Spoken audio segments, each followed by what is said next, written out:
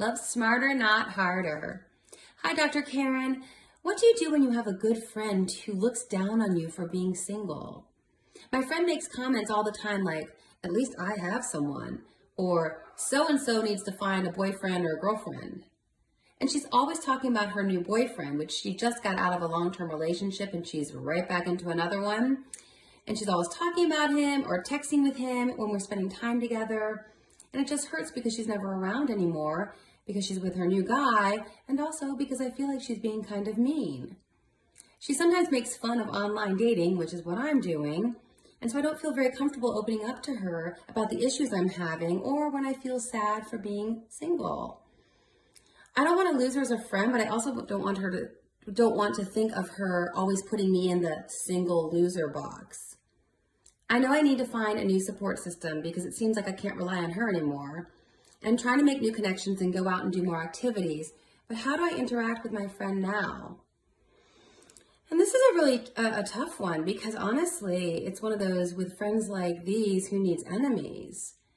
And I don't know if she's always like that, but if you've been single for a while and she had this other boyfriend and now she's got this new guy, it just seems like you guys handle relationships very differently. I mean, my concern is that if she just got out of something long term and she bounced right into another relationship, that she really has a hard time being alone. And so people who have a very hard time being alone, when they see someone else who is comfortable being alone, sure, gets lonely sometimes, sure, feels sad about it sometimes. But if she sees these other people that she was mentioning, or even putting you down for being single, it's because she's projecting her own discomfort, her own down deep. She knows that she couldn't handle being alone, and it kind of bugs her to see other people being okay being alone. And so then she has to lash out. So this is all about her. And like I said, I don't know if this has been the pattern for a long time, but I think it'd be really hard for you guys to connect in an intimate way, in a true deep friendship, if she's always going to be lashing out and putting you down.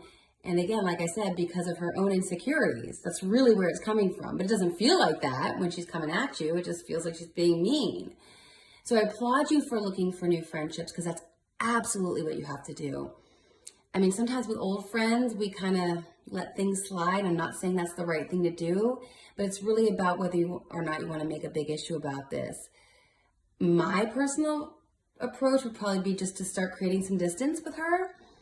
Kind of just, I mean, she's all wrapped up with this new guy anyway. It'll probably be pretty easy just to kind of create the space and be less available to her, because when you're with her, it doesn't feel good anyway. She's judgmental.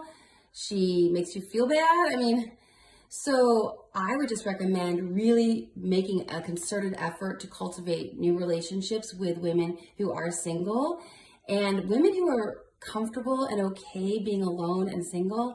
If they get a new guy, they're not going to be all up in his grill and ignore their friends.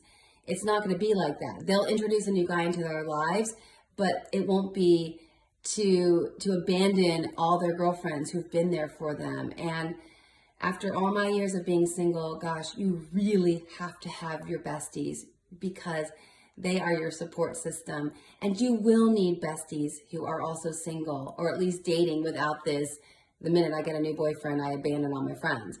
Because, you know, friends will start getting married and having families, and that is just, those are seasons to friendship. And it doesn't mean you can't be close with those girls anymore. It just means that it'll be different.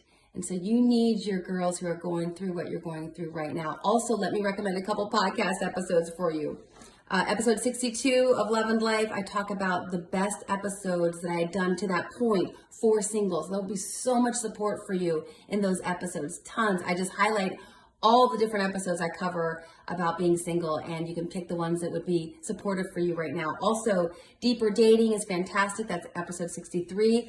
And then 2 that I did this season more recently, 71 is Own Your Timeline with Laura Banky, and it's all about just losing that single shaming mentality that people try to put on you, just protecting yourself from that. And then 81 was the most recent one, which is I Gave Up Men for Lent with Casey Main. And that's, again, all about finding ourselves and finding our happiness and our fullness and our contentment in life within.